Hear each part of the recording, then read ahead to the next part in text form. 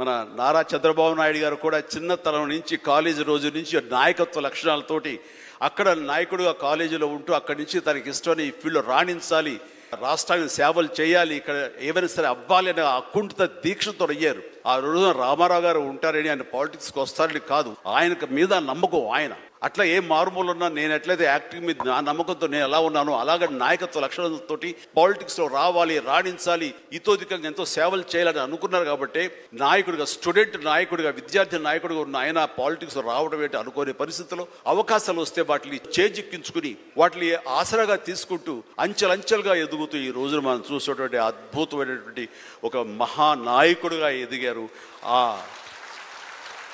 ఆయన దిశానిర్దేశంలో, ఆయన నాయకత్వంలో హైదరాబాద్ దగ్గర నుంచి ప్రతి నగరం, అంటే ఫస్ట్ ఇండియాలో ఆఫ్టర్ బెంగళూరు మళ్ళీ అలాంటి ఐటీ నగరంగా, అంటే ఎంత విజనరీ అంటే ఫ్యూచర్లో ఇది డెఫినెట్గా ఈ రోజున మనం అనుకుంటున్నాం డిజిటలైజేషన్ ఆ రోజున అంత ఉధృతంగా లేదు, అలాంటి దాన్ని అవి తీరుతుంది ఆయన అన్నారే.